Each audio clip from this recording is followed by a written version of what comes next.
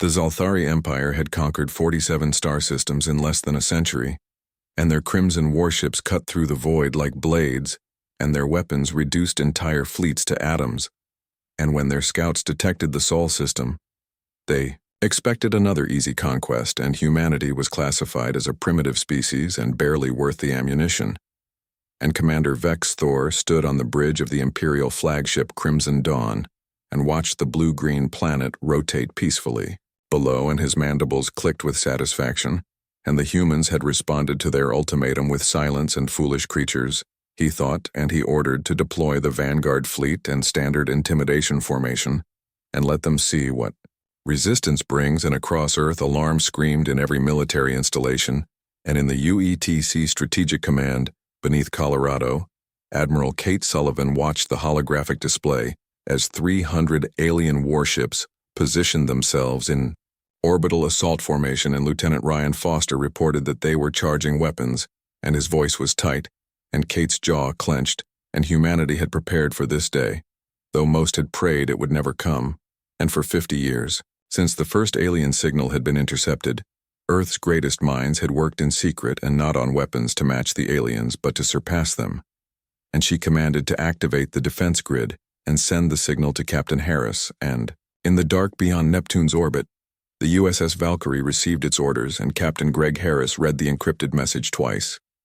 then looked up at his crew, and the ship around them didn't gleam like the vessels in old science fiction films, and it was angular and brutal and painted in light-absorbing black, and along its hull, stenciled in white paint, were the words that would soon echo across the galaxy, and Mark 7, and he announced all hands to battle stations and engage quantum drives, and we're going home, and the Valkyrie vanished from its position, enfolding space itself and back at Earth. The Zalthari fleet opened fire, and lances of plasma bright enough to blind unshielded eyes speared down toward the planet, and they never made contact, in an invisible barrier and a gravitational field generator network spanning the entire planet caught each shot and dispersed the energy harmlessly into space. And Vex Thor's eyes widened. And impossible, he said, and our intelligence said they barely had fusion technology, and his sensor officer hissed that he was detecting a massive energy signature, and something just appeared in Sector 7, and the Valkyrie materialized 2,000 kilometers from the Zalthari formation, and compared to the alien dreadnoughts, and each stretching over 2 kilometers in length, and the human ship seemed almost modest at 800 meters, but there was something about its design and something predatory that made Vex Thor's blood run cold, and he snapped to identify that vessel. And the response came moments later, and the officer's voice trembled. And Commander, their hull markings indicated as a Mark 7 class warship, and every Zalthari on the bridge went silent. And Mark 7, and they had heard whispers and fragments of intercepted communications from species that had fought humanity's early colony ships, and species that no longer existed. And that's impossible, Vex Thor whispered, and the Mark series was just a myth and propaganda. And the communications console lit up, and a human face appeared on screen, and weathered and calm, and Captain Greg Harris looked directly at Vex Thor and Zalthari vessel. "This is Captain Greg Harris of the United Earth, Terran Command Ship Valkyrie, and you have committed an act of war against Earth, and you have one chance to withdraw your forces immediately." And Vex Thor's pride overrode his fear. "And you dare threaten the Empire with a single ship, and we are 300 strong." And Greg's expression didn't change. "And then you've chosen poorly, and Valkyrie out." And the transmission ended, and for 3 seconds nothing happened. And then the Valkyrie moved, and the Valkyrie didn't accelerate like normal ships, and it simply was in one place then another, and its quantum drives bending the fabric of space around it. And to the Zalthari sensors it appeared to teleport, and covering hundreds of kilometers in heartbeats, and all ships opened fire. Vex Thor roared, and 300 warships unleashed their arsenal, and the void blazed with plasma bolts and antimatter missiles and particle beams, and all converging on the human vessel, and the Valkyrie's defensive systems engaged automatically, and point defense lasers firing at near-light speed intercepted missiles before they could arm, and a shimmering energy shield powered by contained antimatter reactions deflected the plasma, and when a particularly powerful particle beam struck the hull, directly it simply absorbed into the ship's armor plating and purpose-built to convert energy attacks into power for its own systems. And Greg watched calmly as his ship weathered the storm, and weapons officer, let's show them what Mark 7 means. and Fire Solution Alpha and Lieutenant Commander Amy Brooks sitting at the weapons station input the commands, with practiced precision and solution locked, and firing main rail cannons, and the Valkyrie mounted 6 primary weapons and 3 along each side, and they weren't lasers or plasma weapons, and they were electromagnetic railguns and similar in principle to weapons developed in the 21st century, but refined to terrifying efficiency. And each projectile was a tungsten carbide penetrator weighing 3 tons and accelerated to 0.2% the speed of light, and the guns fired with no visible flash and no dramatic energy discharge, and just 6 streaks of distorted space as the relativistic projectiles crossed the distance to their targets in under 2 seconds, and 6 Zalthari destroyers exploded simultaneously, and the kinetic energy of the impacts converted their matter into expanding clouds of plasma, and there was no time for shields to activate and no chance for evasive maneuvers, and the ship simply ceased to exist. On the Crimson Dawn, alarms shrieked and shields to maximum Vexthor commanded, and his earlier confidence evaporating, and evasive pattern gamma. But the human ship was already moving again, and it wove through the Zalthari formation like a dancer, and too fast for their targeting computers to track, and each time it stabilized for a fraction of a second, the railgun spoke again, and each time more Imperial ships died. And how are they doing this? The sensor officer wailed. And our ships are faster and our weapons more powerful. And no, Vexthor said quietly, an understanding dawning with horrible clarity. And their weapons are more efficient, and they don't waste energy on flashy plasma or containment fields, and just pure kinetic force. And their engines don't push the ship through space, and they manipulate space itself. And he pulled up the database, and hands shaking, and accessed the restricted files, and they're buried in intelligence reports marked as unverified was the truth about Earth's Mark series, and the first Mark I warships had appeared 60 years ago, and defending human colony ships, and they were primitive compared to the Valkyrie, but effective enough to surprise the raiders who attacked them, and Mark II introduced better shields, and Mark III brought the first rail cannons, and each iteration was an improvement, and humanity had kept each development secret, and revealing only what was necessary to win each engagement. And now Mark VII and Vexthor read the estimated capabilities and felt his blood turn to ice, and quantum displacement drives and antimatter power plants and kinetic weapons operating at relativistic speeds and adaptive AI combat systems, and most terrifying of all, the notation that each Mark VII was estimated to be capable of engaging fleet-level threats, and alone and retreat he ordered, and full retreat and scatter formation, but Greg Harris had anticipated that, and tactical officer deploy drones, and from ports along the Valkyrie's hull, 200 autonomous combat drones launched, and each was no larger than a fighter craft, and armed with smaller railguns, and powered by compact fusion reactors, and they spread through the Zalthari formation like a swarm of mechanical hornets, and the Imperial fleet, already in disarray, broke completely, and ships collided with each other in their panic to escape, and the drones picked off stragglers with mechanical efficiency, and through it all, the Valkyrie continued its deadly dance, and its main guns thundering in the silence of space, and within 20 minutes of combat, half the Zalthari fleet was destroyed, and the survivors fled toward the edge of the system and their faster-than-light drives, charging desperately, and Greg opened a channel to the Crimson Dawn and Commander Vexthor. You're being permitted to leave and carry this message back to your empire, and Earth is not your prey, and we are not primitive, and we are not defenseless. And if you come back, we will not stop at defending ourselves, and we will bring this fight to every world you've conquered until your empire is ash. And he closed the channel, then turned to his communications officer and sent a message to Admiral Sullivan. And Earth space is clear, and no casualties on our side and on Earth in the command center. Kate Sullivan allowed herself a small smile, and the Zalthari had fallen for humanity's greatest deception, and they thought Earth was primitive, because that's what humanity had wanted them to think. And every probe and every scout ship and every bit of intelligence had been carefully curated to present an image of a species barely reaching for the stars. And while in reality, in shipyards, hidden in the asteroid belt and in facilities buried deep within lifeless moons, humanity had built a fleet, and not hundreds of ships but thousands, and each one a Mark VII or newer, and send the recall signal she ordered and bring them all home. And let's show the galaxy what Earth has been preparing. And in orbit around Jupiter, lights began to activate, and around Saturn's rings, Massive shapes detached from camouflage stations, and near Mars, whole asteroid colonies revealed themselves to be military installations and from beyond Neptune's orbit, where the Valkyrie had waited alone 99 more ships just like it began their journey home, and humanity's fleet hidden for 5 decades was finally revealed, and across the galaxy. Those who had dismissed Earth as an easy target were about to learn why humans had survived every challenge their violent little world had thrown at them. And they were very good at war. And 3 weeks after the battle at Earth, the Zalthari High Council convened in their obsidian tower on the capital world of Zalthar Prime.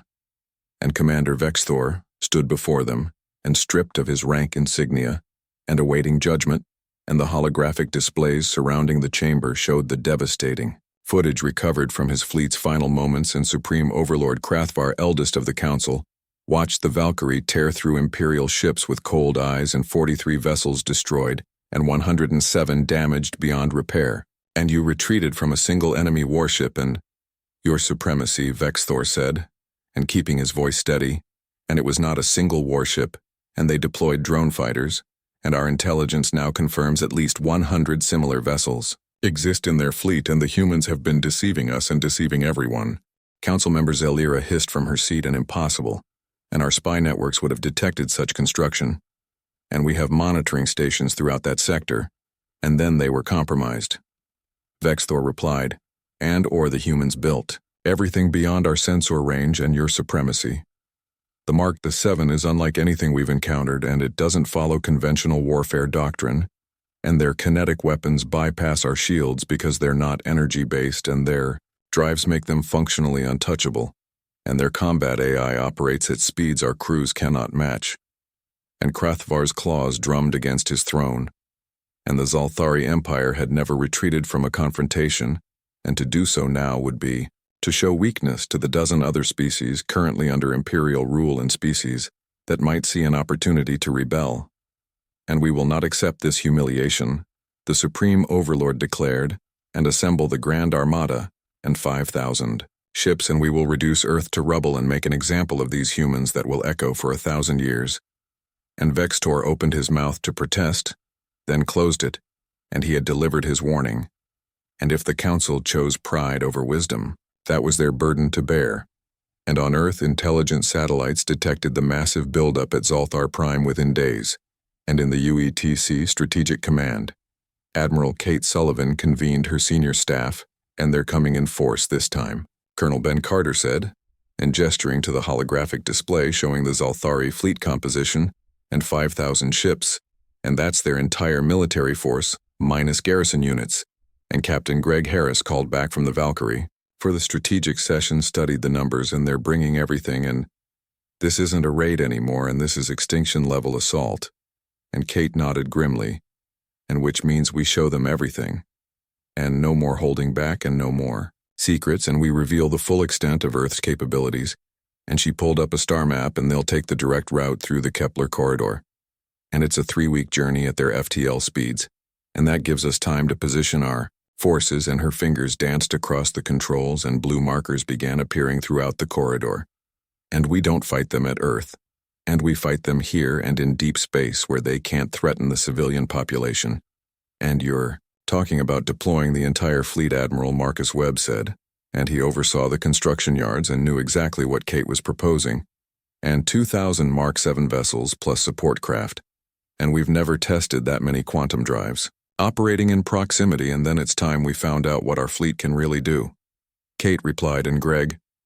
you'll command the vanguard and 100 ships and the most experienced captains, and you'll hit them first and show them what they're facing, and Ben, you'll take the second wave and another 500, and I'll command the final 1,000 from the flagship Roosevelt, along with our newest assets and the Mark VIII prototypes." Greg asked, and eyebrows rising, and Kate smiled.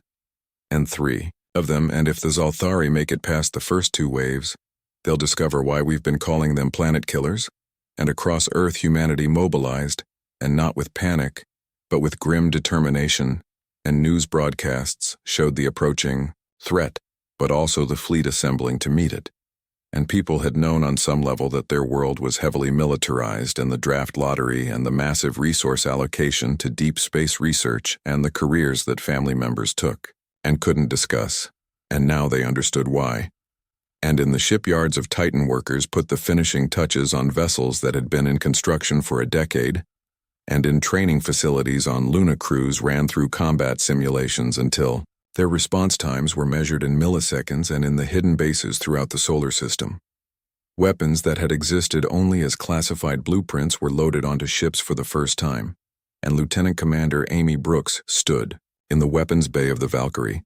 and watching technicians install new munitions, and these weren't the standard tungsten penetrators, and these were nuclear-pumped Kasaba howitzers and one-shot directed energy weapons that would turn a portion of their nuclear yield into focused X-ray lasers.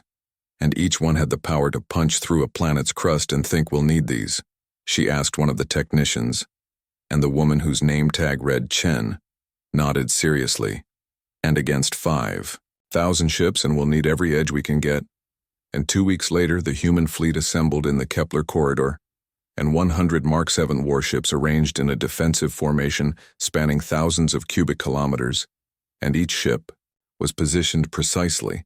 and their quantum drives synchronized to create an interlocking field that would prevent enemy vessels from simply bypassing them.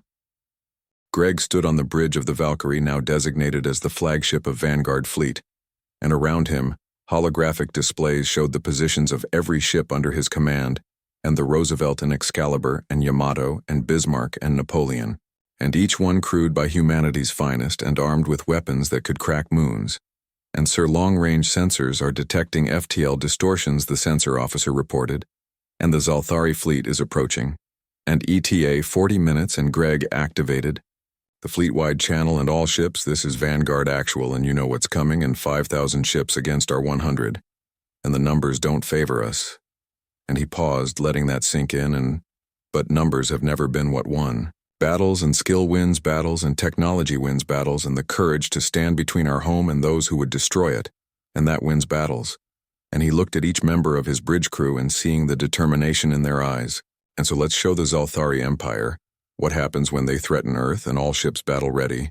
And let's make our ancestors proud, and across the fleet, crews completed final system checks, and weapons charged, and shields activated, and quantum drives hummed at standby power and ready to fold space at a moment's notice. And in the cold dark of space,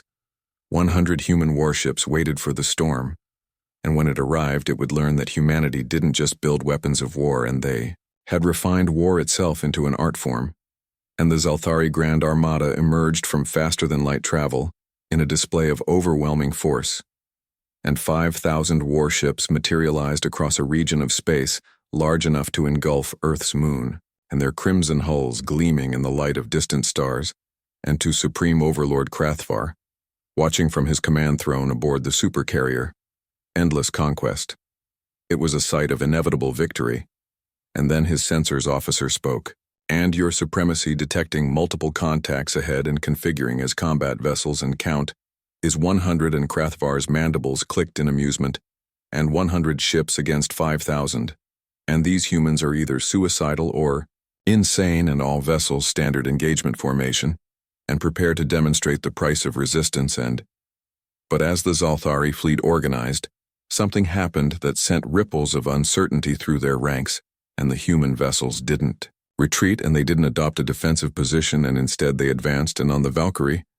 Greg watched the tactical display with calculated focus and tactical initiate pattern Delta. And all ships execute on my mark and the 100 mark. 7 warships suddenly dispersed, and each one quantum jumping to a new position, and in less than 3 seconds, they had transformed from a concentrated formation into a 3-dimensional lattice that surrounded the forward elements of the Zalthari fleet. And fire, Greg commanded, and 600 rail cannons spoke as one, and the tungsten penetrators, each traveling at a significant fraction of light speed, crossed the distance to their targets before the Zalthari could react. And the forward screen of Imperial destroyers and 200 ships strong simply disintegrated, and metal and atmosphere and crew were converted to superheated plasma in an instant, and Krathvar lurched forward in his throne and impossible, and deploy all fighters, and capital ships focus fire on the nearest enemy vessels. And the Grand Armada responded with the fury of an empire that had never known defeat, and thousands of plasma cannons illuminated the void, and fighter craft swarmed from carrier bays by the hundreds, and antimatter torpedoes streaked toward the human ships with enough destructive power to vaporize small asteroids. And the Mark 7 fleet danced through it all, and their quantum drives allowed for micro-jumps and short-range teleportation that made them nearly impossible to target. And a Zalthari gunner would acquire a lock and fire, and find nothing but empty space as the human ship simply appeared elsewhere. And meanwhile the rail cannons continued their methodical work, and each shot precisely calculated by AI systems that could predict enemy movements with terrifying accuracy. And their shields are absorbing too much, Amy Brooks called out,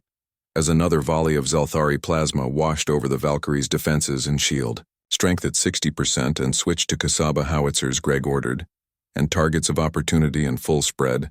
and the Valkyrie and 30 other ships in the Vanguard fleet opened their special weapons bays, and the Kasaba howitzers launched, and small missiles that seemed almost insignificant compared to the massive antimatter torpedoes the Zalthari employed. But when they detonated, their purpose became horrifyingly clear, and each warhead contained a small nuclear device arranged around a shaped charge,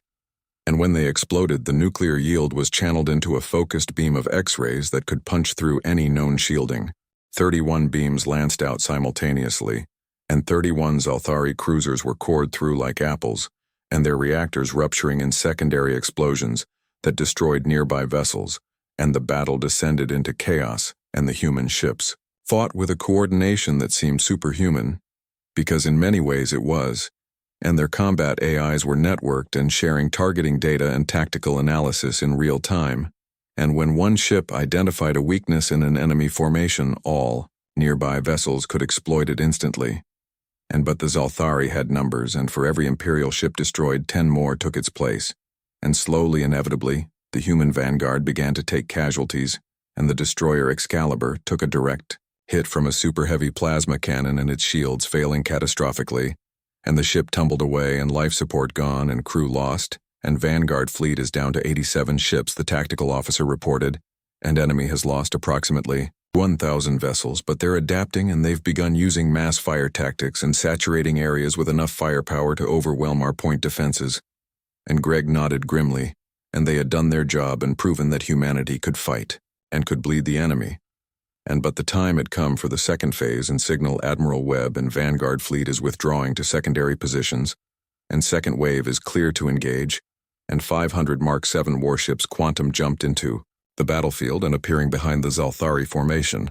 and Admiral Ben Carter's voice boomed across the fleet channel, and all ships alpha strike on capital vessels, and let's take out their command structure, and the second wave had been equipped differently than the Vanguard, and where Greg's fleet focused on ship-to-ship combat, Ben specialized in heavy assault, and their railguns fired larger projectiles and moving slower, but carrying devastating payloads and fusion warheads, and each yielding megatons of destructive force and wrapped in tungsten carbide shells. And when they struck the Zalthari supercarriers and battleships, the results were cataclysmic, and one moment a massive vessel would be coordinating fighter squadrons and directing fire, and the next a miniature sun would bloom within its hull, and tearing the ship apart from the inside, and Krathvar watched in growing horror as his fleet crumbled. And where are these ships coming from? And our intelligence said they had only 100, and his chief strategist, a grizzled veteran named Moxtar, studied the tactical displays with grudging respect, and they lied. Your supremacy, and everything we knew about them was a lie, and they're not just defending, and they're hunting us, and it was true.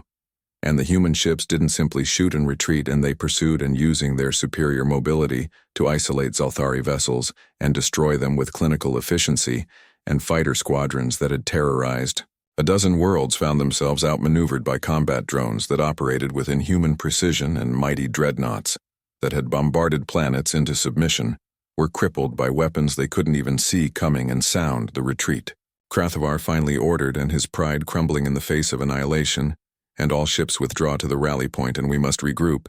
But Admiral Kate Sullivan had anticipated that as well, and as the Zalthari fleet began its disorganized withdrawal and attempting to create enough distance to engage their FTL drives, 1,000 more human warships appeared around them. and Kate's voice, calm and implacable, broadcast on all frequencies and Zalthari forces. You are surrounded in power. Down your weapons and prepare to be boarded or be destroyed, and you have 60 seconds to comply. And from her flagship, the USS Roosevelt, she watched the alien fleet's hesitation,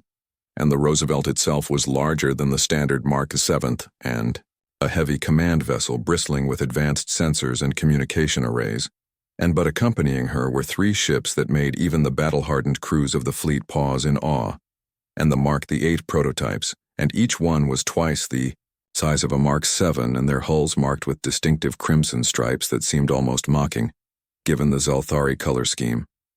And they didn't mount railguns, and they mounted mass drivers, capable of launching projectiles the size of city buses at near relativistic speeds, and weapons designed not to fight ships but to crack planets. And